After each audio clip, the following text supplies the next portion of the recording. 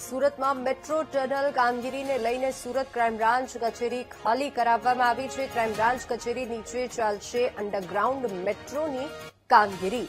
Tunnel boring machine crime branch કચેરીની નીચેથી કામગીરી કરશે અને મેટ્રો કામગીરીના કારણે કચેરી ખાલી કરાવી અધિકારીઓને વિવિધ ઝોન ફાળવી દેવાયા છે। આ સાથે જ શહેરના 6 ઝોનમાં આવતા અન્ય પોલીસ સ્ટેશનની કચેરીઓમાં ફરજ બજાવશે। મેટ્રો ટનલની કામગીરી દરમિયાન ક્રાઇમ બ્રાન્ચ કચેરીને પણ નુકસાન।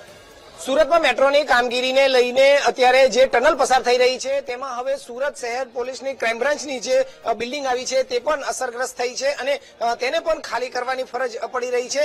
અત્યારે આપણે જોઈ શકાય છે જે ચોક બજારમાં ક્રાઇમ બ્રાન્ચની ઓફિસ આવી છે તે ઓફિસની નીચેથી જ ટનલ પસાર થઈ રહી છે અને ટનલમાં પસાર થવાને કારણે આ ક્રાઇમ બ્રાન્ચમાં પણ આ રીતે ઇમારતને જે નુકસાન થવાની ભીતિ સેવાઈ રહી છે તેના કારણે હાલ આ રીતે મોટી ગટર સાથેના ટેકા મૂકવામાં આવ્યા છે।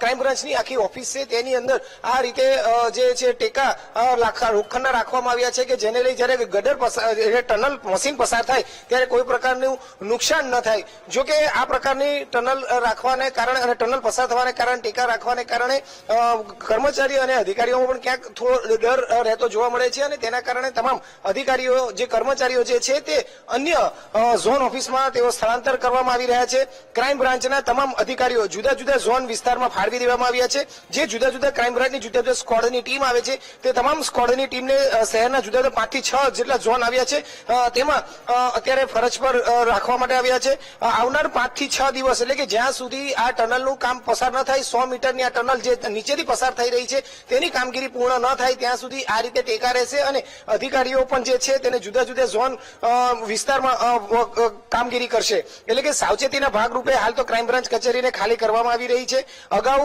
આ જે મેટ્રોના અધિકારીઓ જે છે તેને 4 બિલ્ડિંગોને ખાલી કરાવી હતી। આ ક્રાઇમ બ્રાન્ચની બાજુમાં જ આવેલી 4 બિલ્ડિંગો ખાલી કરાવાઈ હતી। હવે ક્રાઇમ બ્રાન્ચને પણ આ બિલ્ડિંગને ક્યાંક નુકસાન થવાની ભીતિના કારણે આ રીતે ટેકા મૂકીને તેને ખાલી કરવાની ફરજ પડી રહી છે।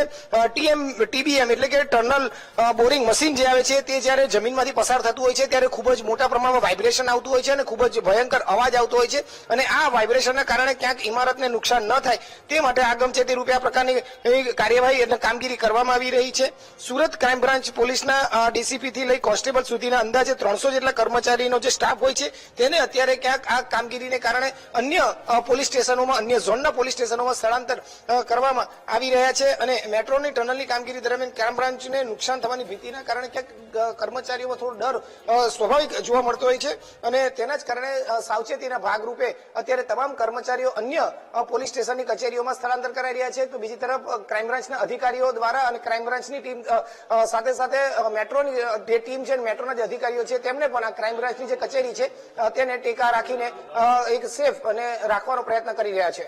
કેમેરામેન સરજુ પારેખ સાથે ધ્રુવ સોમપુરા, વીટીવી ન્યૂઝ, સુરત।